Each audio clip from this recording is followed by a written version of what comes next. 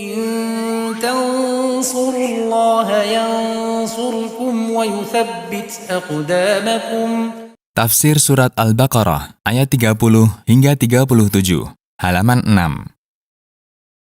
أعوذ بالله من الشيطان الرجيم بسم الله الرحمن الرحيم Ayat ke-30. وَإِذْ قَالَ رَبُّكَ لِلْمَلَائِكَةِ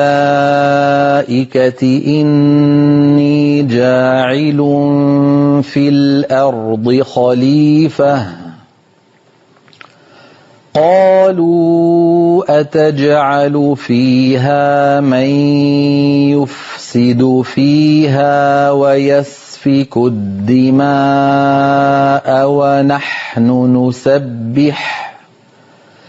ونحن نسبح بحمدك ونقدس لك قال إني أعلم ما لا تعلمون.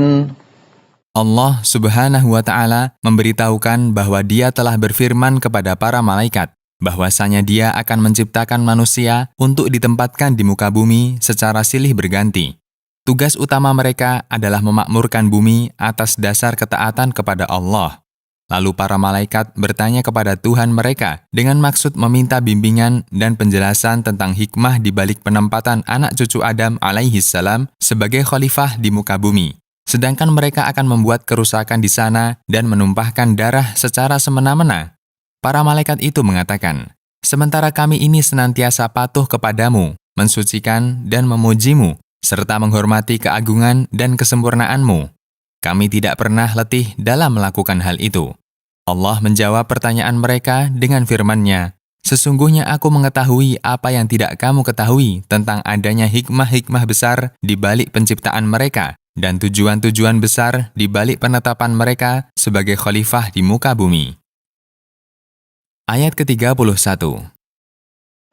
وَعَلَّمَ آدَمَ الْأَسْمَاءَ كُلَّهَا ثُمَّ عَرَضَهُمْ عَلَى الْمَلَائِكَةِ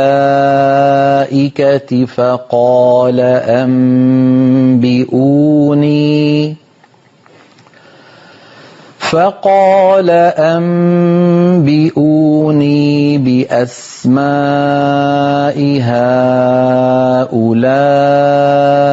إن كنتم صادقين. Dan untuk menjelaskan kedudukan Adam alaihissalam, Allah Ta'ala mengajarkan kepadanya nama-nama segala sesuatu, baik makhluk hidup maupun benda-benda mati, baik lafal maupun maknanya. Kemudian Allah menunjukkan benda-benda tersebut kepada para malaikat seraya berfirman, "Beritahukan kepadaku nama benda-benda tersebut, jika memang pernyataan kalian benar bahwa kalian lebih mulia dan lebih baik dari makhluk manusia ini." Ayat ke-32. قالوا سبحانك لا علم لنا إلا ما علمتنا إنك أنت العليم الحكيم. Para malaikat mengakui kekurangan mereka dan mengembalikan keutamaan kepada Allah dengan mengatakan, "Maha suci Engkau, wahai Rabb kami. Tidak sepatutnya keputusan dan ketentuanmu dibantah. Kami tidak tahu apa-apa selain apa yang Engkau beritahukan kepada kami. Engkau maha mengetahui segala sesuatu dan maha bijaksana dalam setiap keputusan dan ketentuanmu." Ayat ke-33. قال يا آدم أنبئهم بأسمائهم فلما أنبأهم بأسمائهم قال قال ألم أقل لكم إني أعلم غيب السماوات والأرض وأعلم ما تبدون وما كنتم تكتمون. Ketika itulah Allah Ta'ala berfirman kepada Adam, beritahu mereka nama benda-benda itu. Setelah Adam memberitahu mereka nama benda-benda tersebut sesuai dengan apa yang telah Allah ajarkan kepadanya, maka Allah berfirman kepada para malaikat, "Bukankah aku sudah mengatakan kepada kalian bahwa aku mengetahui apa-apa yang tersembunyi di langit dan di bumi, dan aku pun mengetahui apa yang kamu perlihatkan secara nyata dan apa yang kamu sembunyikan di dalam hati." Ayat ke-34. وَإِذْ قُلْنَا لِلْمَلَائِكَةِ اسْجُدُوا لِآدَمَ فَسَجَدُوا إِلَّا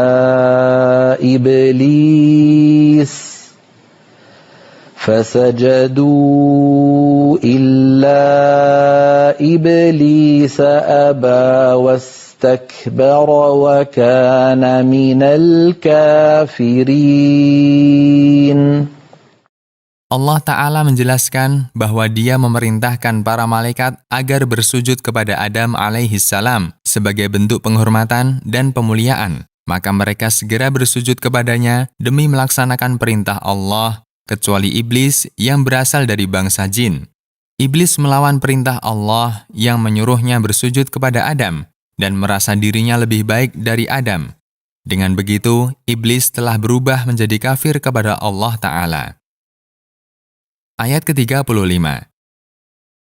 وَقُلْنَا يَا آدَمُ اسْكُنْ أَنْتَ وَزَوْجُكَ الْجَنَّةَ وَكُلَا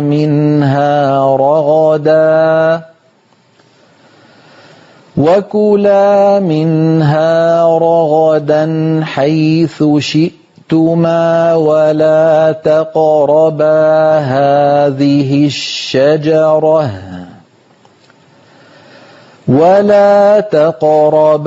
هَٰذِهِ الشَّجَرَةَ فَتَكُونَا مِنَ الظَّالِمِينَ. Kami berfirman, "Wahai Adam, tinggallah kamu bersama istrimu Hawa di dalam surga. Makanlah apa yang ada di dalamnya dengan senang hati dan leluasa, tanpa merasa terganggu di mana saja di dalam surga. Tetapi jangan sekali-kali kalian berdua makan dari pohon ini yang terlarang ini, karena jika memakannya, kalian berdua akan termasuk ke dalam golongan orang-orang yang zalim akibat membangkang perintahku." Ayat ke-36.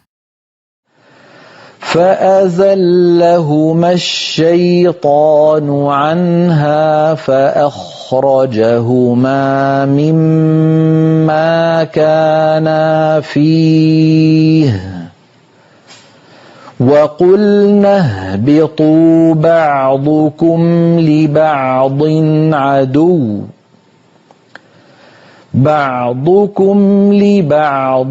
عَدُوٌّ وَلَكُمْ فِي الْأَرْضِ مُسْتَقَرٌّ وَمَتَاعٌ إِلَى حِينٍ.